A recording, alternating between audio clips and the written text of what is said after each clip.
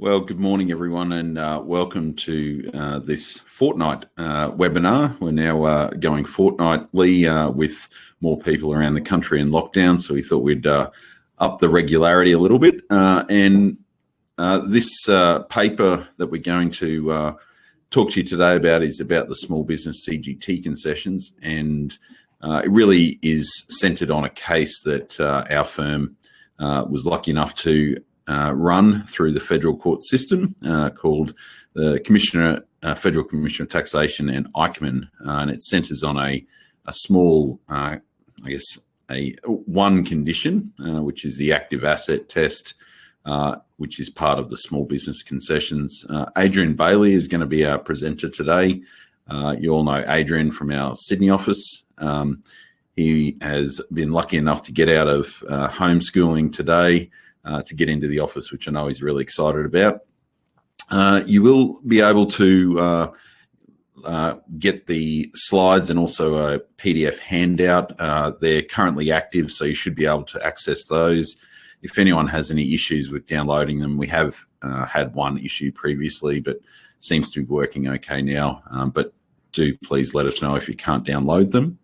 There is a chat function, which you should all know about. Please punch in your questions as we go along. Adrian will take questions at any time. I'll jump in and ask those of him. We are going to have a couple of scenario questions at the end just to see how many of you have been listening. And there's a couple of polls. So Adrian will run through a couple of just questions. The polls are really simple. Do you think this asset will be an active asset or not, or not sure? So pretty simple, but it'll give you an idea of, I guess, some small scenarios with, hopefully with an outcome for you. I might hand it over to Adrian and let him take it away. Thank you, Paul, and good morning to everybody. I hope your day is going well so far. As Paul mentioned, we are going to talk about the case of Eichmann and work through it in a bit of an in-depth way to really analyse in terms of the key factors in relation to this decision in terms of whether an asset is an active asset or not, with hopefully give you a little bit more knowledge. And when you're having a look at these matters for clients, hopefully you can apply what you learned today to make a bit more of a decision as to whether you would consider the active asset test to be met. So just imagine, we'll say later on today, if you're in a state where we don't have a lockdown, a client wanders in, but otherwise they might ring up on the phone, or you might have a video conference, and they come to see you for some advice. And what they tell you and what you know about the client is that they, at some stage, they bought the vacant lot next to their main residence. And the client had been, before they bought the lot, and after, of course, and still now, had been carrying on a tiling and bricklaying business via a trust that they were the controllers of. And then in terms of the vacant lot, they started using that in the business or as part of the business. And in essence, 90% of the land was either covered in either sheds, equipment, or materials that they were using on jobs, vehicles, those sorts of things, with really the only vacant part of the land being access. So the ability to move the vehicles in and out and the equipment and so forth. Sheds contained both equipment and then also some tools so that they could do some preparatory work. As I mentioned, the remainder was used for access to the sheds. There's a 2-metre tall brick fence around the entire block. So it's not the case that they wander out their back door and across to the shed. They've actually got to come out onto the street and access via gates opening onto the main street for access. And clearly part of that was part of security. They've got all this valuable equipment there. It's not unusual for you to have a tall brick fence around that and gates onto the street. They used it daily, and as in they and their employees used it daily for preparatory work. And then, of course, storage of all their equipment when it wasn't being left on site. So something that they'd attend that lot a number of times in a day usually. So they come to see you and they let you know that they've sold this lot and they want to get your thoughts on what the tax consequences are going to be. So probably straight away you're going to start thinking about a CGT, of course. In terms of that, first off, more than likely you would think about the discount capital gain. So in this scenario, they've held the land for more than 12 months, so they would be able to apply the discount capital gain in Division 115, so tick in the box there. And then you're probably going to start thinking about the CGT's small business concessions. So whether you could apply them to further reduce the capital gain that the client has derived. Based on what I've told you, you probably think it was nice and simple, right? That, okay, well, from everything that you've told me, and certainly if a client and told me that, I'd be thinking, yes, well, you probably, pending meeting all the other eligible requirements, you're probably going to have access to the CGT small business concessions on the sale of this block. So you might think it's a bit of a no-brainer there, and then start working your way through the provisions. So what we would do normally if we're giving this advice, and we do this every time we give advice to clients, is we go back to the section and we have a look and we work our way through it to make sure that we can give advice that the client either is or isn't eligible for the small business CGT concessions. So the core part of the CGT small business concessions is section 152.10 of the 1997 Act, and it states that a capital gain may be reduced or disregarded if a CGT event happens in relation to a CGT asset of yours. The event would have resulted in a gain, and at least one of the following applies. Either you are a small business entity or you satisfy the maximum net asset value test. And the last one being in this circumstance, there are some other subconditions dealing with partnerships and so forth, but considering we're dealing with a trust, it's either going to be small business entity or net asset value test. And the last one being that the CGT asset satisfies the active asset test. And that was what Eichmann was all about at the end of the day. So working our way through 152.10 and applying it to what we know about this client, a CGT event happens in relation to a CGT asset of yours. That's a factual matter. It has occurred. I should have mentioned that the block was owned in the client's individual names. So they are the taxpayer in that circumstance. And they have had CGT event A1 occur. The event would have resulted in a gain. Again, factual. Do our proceeds exceed our cost base? If they do, the event would have resulted in a gain. At least one of the following applies. So our third condition, either you are a small business entity.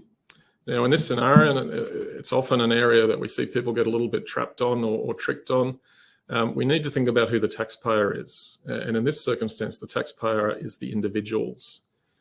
They're the ones that hold the block. Now they themselves do not carry on a business. The business is operated by the trustee of the trust.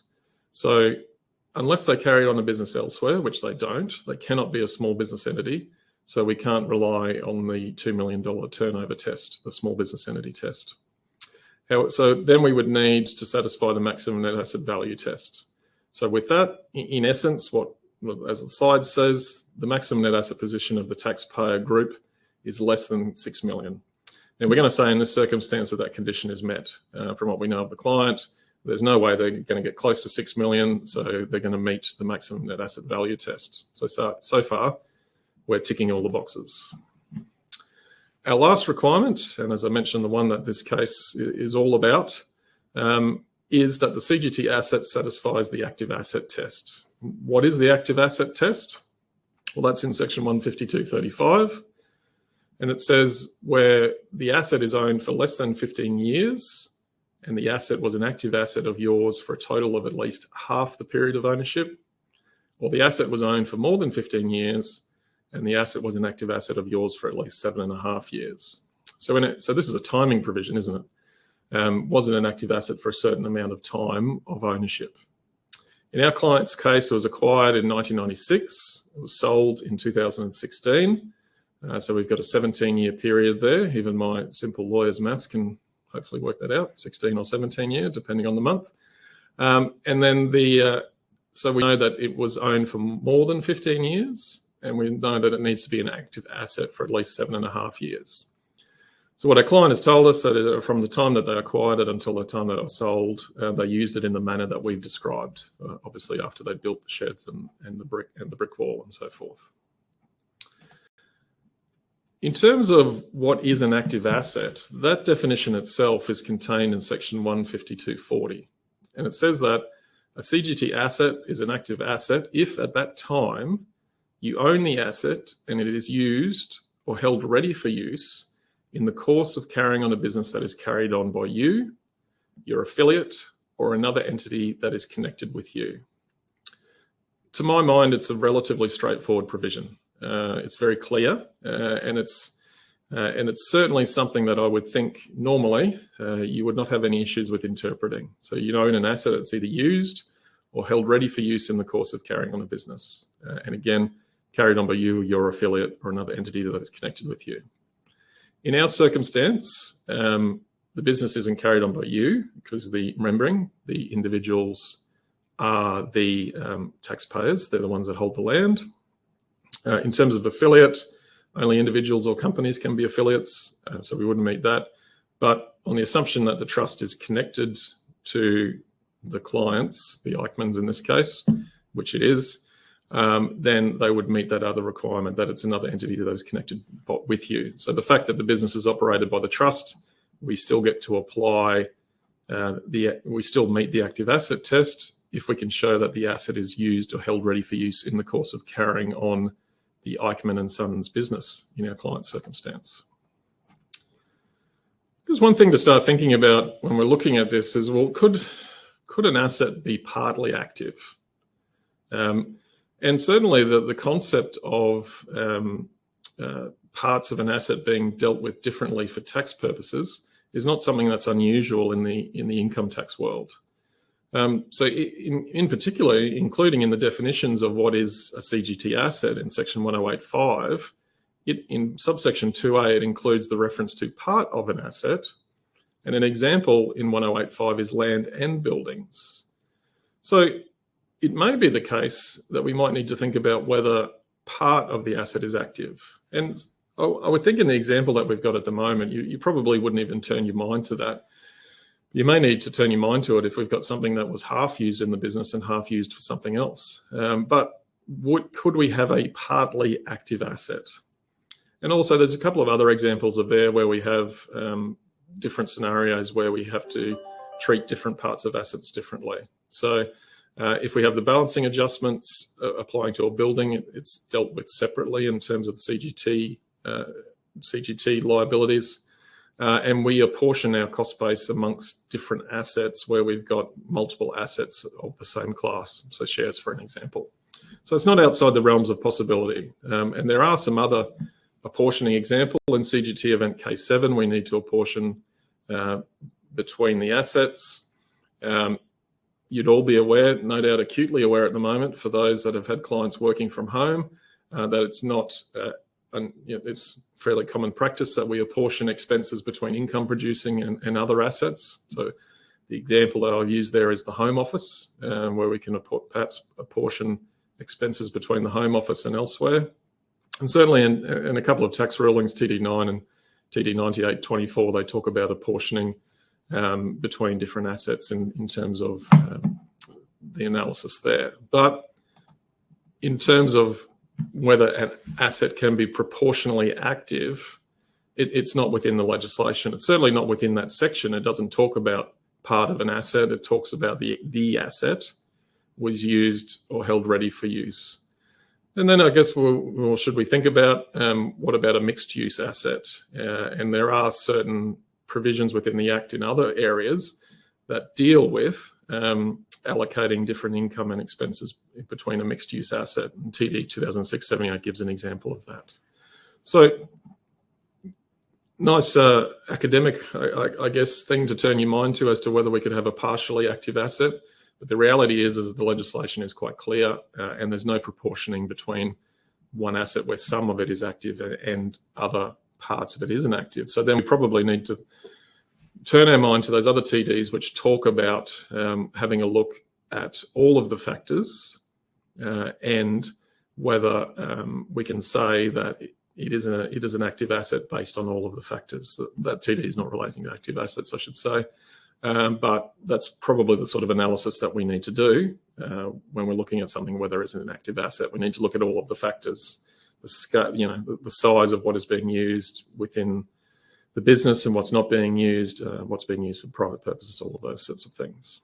So This is not part of the polls. They come later in the day, but I guess the question is, would you say we pass 152.10 in our client's case and we get access to the CGT small business concessions?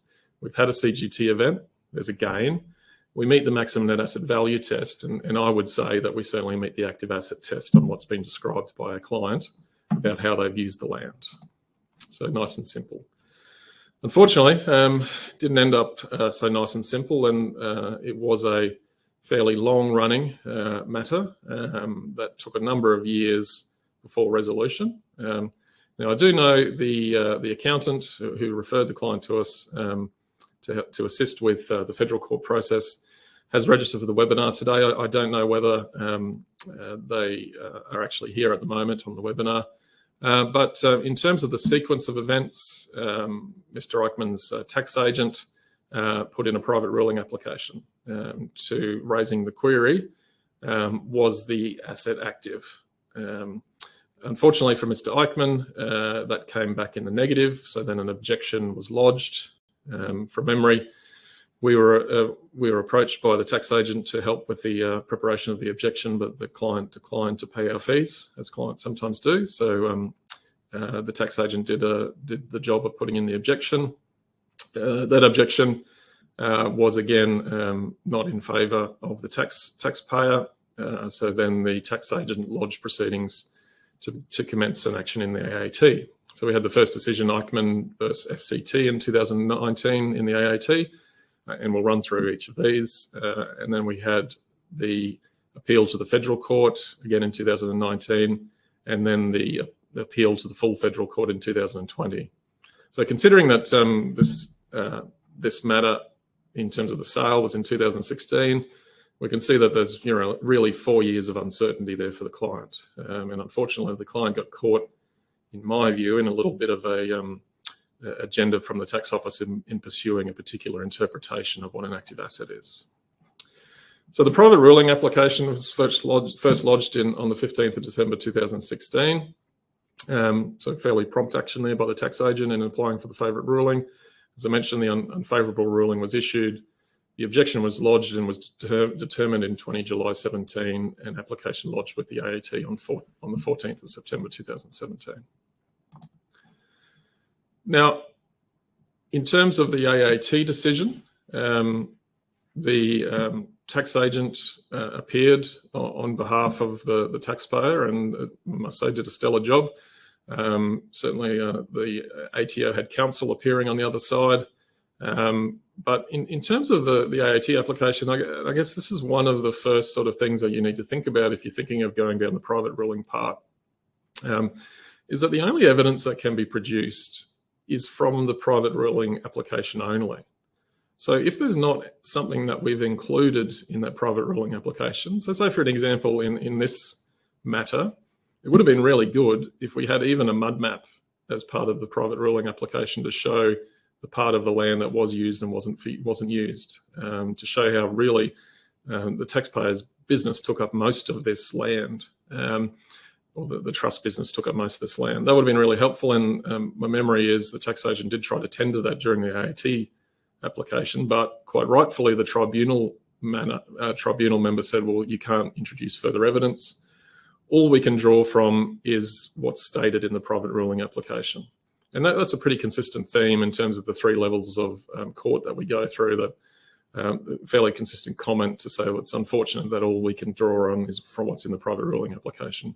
So a bit of a lesson there for anyone who's thinking of going down the road of putting in private ruling applications for clients. And this is by no way and means a criticism of the one that was in this matter. You really need to think about putting as much as you can and everything that you can possibly think of into that private ruling application. Because if it's not there, then we can't rely on it if we're then going down the AAT road. So certainly, and as I said, it's not a criticism of the private ruling application, because I would find it unlikely that anytime, if you're like me, you go back and look at something that you did for a client, you often think to yourself, oh, I could have put this in, or I could have mentioned that, just the way that it is. In terms of the Commissioner's argument, and this is where we start, in my view, to start to see the the barrow that they're pushing here, they make the argument that the use of the asset must be integral to the business. So it has to be something that without that asset, the business in essence couldn't operate. It has to be integral. The tribunal quite rightly said that they found that it needed to be in the course of carrying on a business. As I said before, the words are clear, in the course of carrying on the business. It doesn't say integral to the business. It says in the course of carrying on a business. They also, and this became a bone of contention as it moved through the court system, they found that the use of the land was far from minimal or incidental to carrying on of the business. So tick one to the taxpayer and the tax agent. We've won at the AAT tribunal. Hopefully sense is seen, and that's the end of the matter. Unfortunately, the tax office decided to appeal, and that appeal went to the federal court in Brisbane before Justice Derrington. And that's also where we got involved. The tax agent contacted us and said, look, I appeared in the tribunal. I realised I recognised I'm out of my depth in terms of going to the federal court. Can you assist with the federal court appeal? Now, fortunately for the client, in this matter, test case, and because the ATO had appealed predominantly, test case funding was allocated to it. So that what that means is that the client was eligible for the government to pay for part of their legal fees. I say part because in essence you charge at the relevant court scale. So that's generally less than what you would normally charge, whether you're a lawyer or whether you're a barrister. So with that one, we were engaged at that stage. The ATO had both a senior and a junior counsel, or intended to use a senior or a junior counsel. So the taxpayer under the test case funding scheme is also eligible to use a senior and junior counsel. Again, with that, and speaking with client and the tax agent, the client didn't want to put his hand into his pocket further. So we took the matter on the basis that we would only charge at the scale. And correspondingly with that, we needed to find barristers who would also accept that. Luckily, we did find a senior and a junior who would only charge at the scale. We actually found a few, to be honest, because they could see that this was a good case to run for the taxpayer, probably, and that they could get their name up in lights, so to speak. So for Mr. Eichmann, we had Phil Hack QC and Peter Bickford appearing, both of whom did a fantastic job, in my opinion. So we have the appeal before the federal court, and again, the tax officer advancing the view that it must be integral. It has to have what they started to use the terminology, a direct functional relevance. And unfortunately, when the decision came out of Justice Derrington agreed with the ATO, and in doing that, made some of the statements that are on your screen, is that the whole, or predominantly the whole, of the asset must be used. I would have thought that was the case anyway, but as I said, we are restricted to the facts that were in the private ruling application. The use must have a direct functional relevance, so they adopted the terms of the ATO, that it has to have a direct functional relevance, and has to be a constituent or component of the day-to-day business activities, and that the taxpayer has to show a direct nexus between the asset and the day-to-day business activities. I mean, based on what we know of the matter, you would think that you could show it was a constituent component of the day-to-day business activities, and the land was a direct functional relevance. But again, unfortunately, obviously Justice Derrington didn't agree. But also, again, and I know I've said this a few times now, we are restricted to whatever the facts were in the private ruling application. So after that, we had the appeal to the full federal court. Again, we acted for the taxpayer with the same barristers involved, as did the tax office. And in essence, what the full federal court said, I think from memory, there was 13 points where they said that the Justice Derrington had erred. They'd said that it was sufficient that the asset is used at some point in the course of carrying on a business. And in doing that, they did say that the legislation is very clear, and if the government wanted the legislation to be different and you have this idea of direct functional relevance or integral, then it could certainly be in there. But they took the view that it's sufficient that it's used at some point in the course of carrying on the business, as the legislation says. And there's no, and they went on to say there's no justification for reading in additional requirements. So sometimes, it's a statutory interpretation rule, that if the provision is unclear, we can read into it. But in this one, they said that it's certainly clear, so there's no need to read any additional requirements. And probably interesting as well, the court took the view that the small business CGT concessions are meant to assist taxpayers. They're meant to be a tax concession that helps small business when they're realising their business assets. And so because there's something that's meant to assist taxpayers, they should be interpreted broadly and more in favour of the taxpayer, if it needs to be, than in the favour of the tax office. So I thought that was an interesting statement for them to make. And again, they reiterated the fact that the difficulties that you have in these matters when you're deciding on a private ruling fact. Now, I don't know whether you ever read judgments, particularly appeal judgments, but one of the things that judges are they're always very polite to each other when they're reviewing someone else's decision. And I think, and I will read it out to you, because in the judgment for the full federal court, it's one of the best examples, in my view, of politeness and how polite the judiciary are. And they said, for the reasons which follow, and with the most profound respect for the learned primary judge, we have decided that His Honour did not correctly identify the applicable test. And even if he did, in our view, on the ruled facts, the appellant's property was an active asset.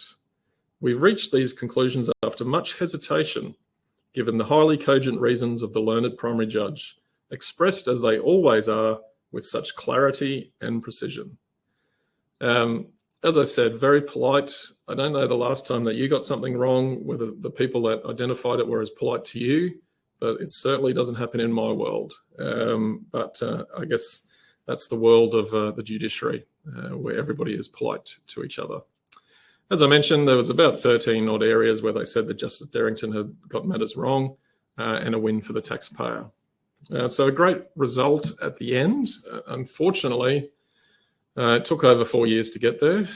So we had 4 years of uncertainty for the client. I remember discussing with the tax agent after the AAT decision how to lodge the tax returns, because the tax office were chasing them up because they were overdue. So at that stage, we decided to lodge them in accordance with the AAT decision. But it kind of shows that we should really reconsider whether we want to use a private ruling route. And it's fine to do so, but we need to recognise that something like this might happen, where either it lands on the wrong desk or the tax office want to push a particular angle. And it's clear in this, they really wanted to limit the use of small business concessions by making the active asset test something where it had to be something that was integral to the test. I should also mention Daniel Paratore from our office, who was the lead solicitor on the matter. And obviously, it's always nice when you win, and it's relatively rare in the tax world because of the reverse onus, but obviously he worked very hard on it, and should be given recognition as well in terms of the work that was done both at the federal court and full federal court, along with Mr. Hack and Mr. Bigford. So lessons from Eichmann to learn. If reconsider use of private rulings, as I said, it's okay if you still want to do it, but I think you should do a little bit of client education first in talking about, well, this is what could happen if we don't get the right decision, or as I said, the commissioner pushing a certain interpretation for that. When doing them, obviously, clearly, we need to include everything possible, and I recognise that can be hard, but we need to try and include as much as we can, recognising that if it does go further down the track in terms of objection and AAT, then that's all we can rely on. We can't introduce new evidence. And I have been asked this question before. Why would the commissioner be wanting to push that particular interpretation, apart from the obvious answer, in that they don't want most people to get the use of the active asset test or satisfy the active asset test? It's probably around about the same time as this was occurring, there was the decision in Russ or Rus, and the FCT, where we had a 16-hectare property. Of 15 hectares of it was vacant land, and less than 10% of the land was used in the business. And the taxpayer in that manner tried to claim the small business concessions. And again, on this basis that the legislation itself doesn't allow for proportioning between active or non-active. So in this case, they had an asset, being the 16 hectares. They'd sold it. Less than 10% of the land had been used in the business, but they said the active asset test applied to the entire sale. During the hearing, the applicant accepted that incidental use was not sufficient, and the AAT went on to say that use must be an asset as a whole. So I think that might have been one of the reasons why they wanted to push that integral part, or direct functional relevance, to try and stop the sort of Rus scenario where there's a claim on that because we don't have that proportioning or allocating provision within the active asset test.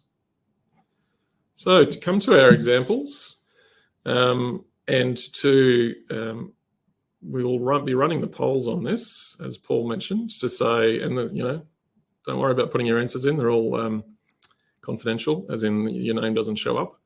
But the question is going to be, well, what do you think this is an active asset or not? So the first of our examples, we've got a 2-story commercial building.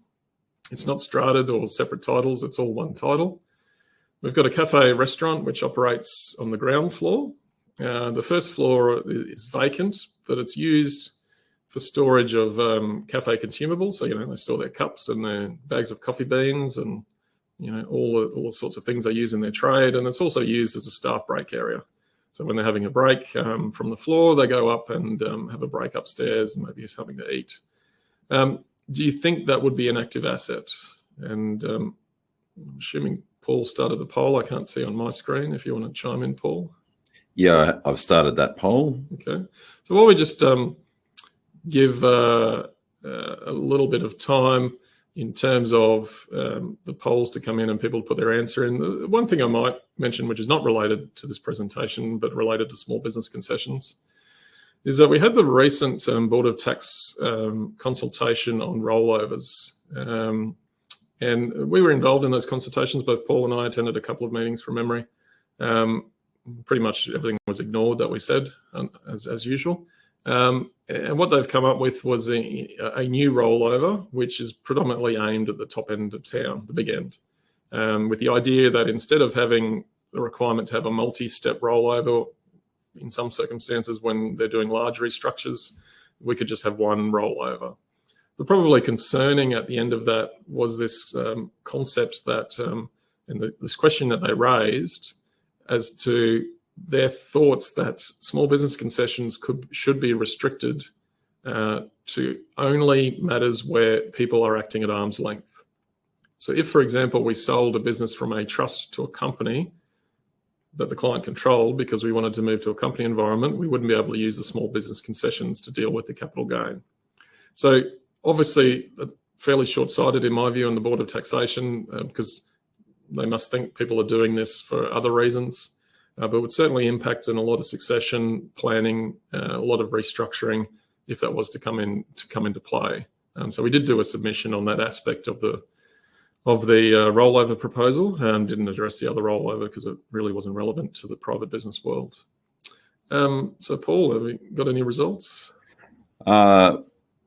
We do, but my technical skills were a little bit down, so they're starting to roll through now. People were having to put it in the chat function, so you should be able to see the actual poll now. So we're kind of at about 83%, 84% saying active. That's going up. We're nearly at 86-13 active asset versus not. So. Yeah. Yeah, no, I think that's I'd certainly say it's an active asset. And that case that's mentioned there is one where it is an active asset in those sorts of circumstances. Well, what about example 2? So Paul will start a new poll for this one. So in this one, again, we've got our same 2-story commercial building. And this is from a client file, of course. And it's not strata or separate titles. The client operates on the first floor. and the ground floor has been leased to an unrelated party. So for the entire business life, entire ownership life of this building, we've had the client on the first floor operating their business, and the ground floor leased to an unrelated party. And again, the question would be, do you think we sell the building as an entirety? Again, it's not strata or separate, so we have to sell everything. The comment there, 152.44E, if you don't know it, that's a section that says that if you're merely using something for rental, it cannot be an active asset. So I guess the question is, in this scenario where we've got the top floor used by our client and the ground floor leased to an unrelated party, do you think on the sale of that 2-story commercial building, would it be an active asset? So I'll let Paul, if he hasn't already, I'm sure he's opened up the poll. I've managed to work it this time. Oh, excellent. It's good to hear.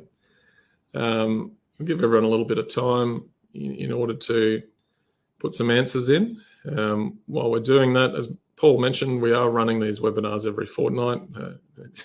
It is an excuse for me to escape the house and homeschooling, but don't worry, I left the kids with some matches and a tin of kerosene, so they should be fine. So just our next topic will be on trust resolutions. So not just having a look at tax aspect of it, but also having a look at some general trust law provisions and some cases where the resolution has been ineffective for reasons other than tax. So something to bear in mind when drafting resolutions.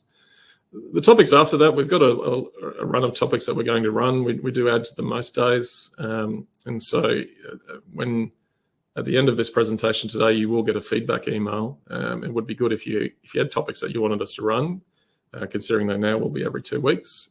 Just type it in there, and well, no doubt we'll add them to the mix. But we've got about another 4 or 5 after our next one that we've got penciled in that we just haven't uploaded yet to the website. Paul, how's that poll going? I might end that poll where 51% say it's active.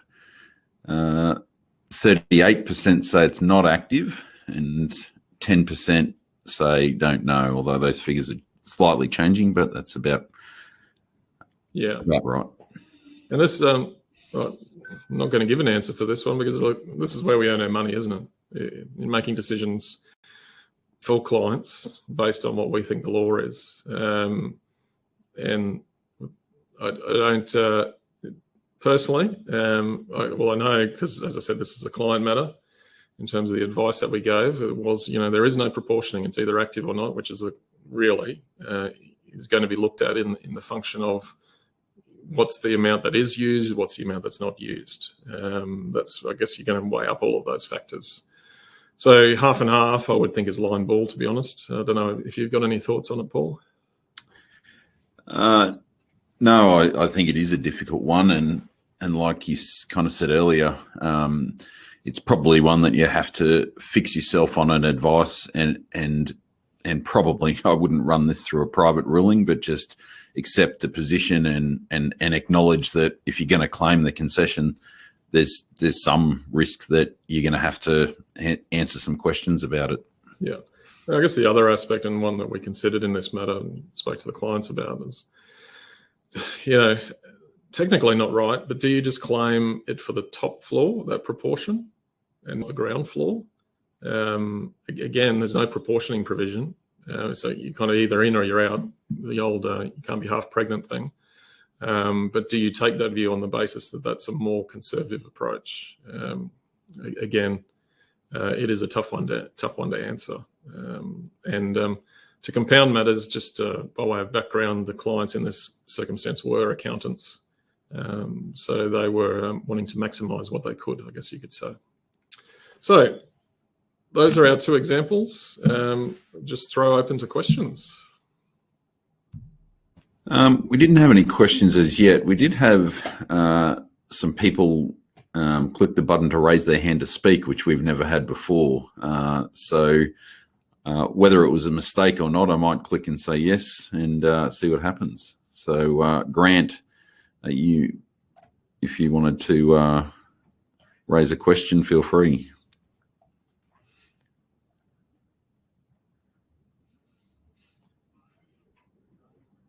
No, it doesn't seem like. Alf? May have just been an error clicking buttons. Yeah, we've never used that functionality. We're trying to see what it does. No one's wanted to speak before. Yeah, well, there aren't any questions coming through. Well, thank you everyone for your attendance here today. It is very much appreciated. We know all webinars are difficult to to allot time to and devote your time to come and listen to us. So we do appreciate you coming along. As Adrian said, there'll be a feedback survey coming to you shortly after today's session. We do appreciate if you put in the very short time it will take to, I guess, complete. We have got a couple of questions coming through now, Adrian. If there is a commercial building that is then demolished, will vacant land be considered non-active?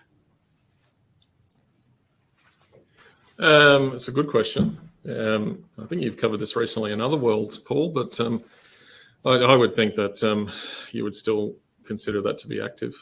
I mean, land and buildings, the land has always been used as an active asset. So, and remembering that it doesn't have to be active at the point of sale.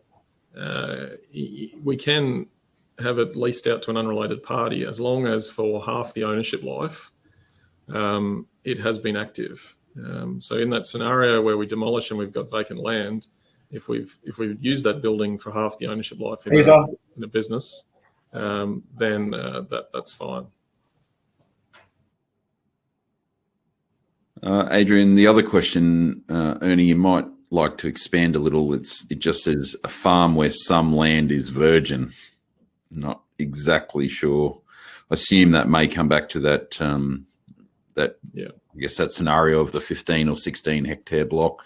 Yeah, and on a farm you might have some areas that aren't used in the farming operation, and I mean there could be reasons for that, such as conservation controls, requirement to keep certain wildlife barriers, and those sorts of things. Again, a question of scale. If you're running a farming operation and the reason that you've got virgin land is because it's on the side of a cliff and it's not suitable for the cows to run up and down, I don't see an issue with that. Okay, well, that seems to be the last of the questions, Adrian. Thank you for your paper today, and thanks everyone for your attendance. We'll see you next time. Thanks, everybody.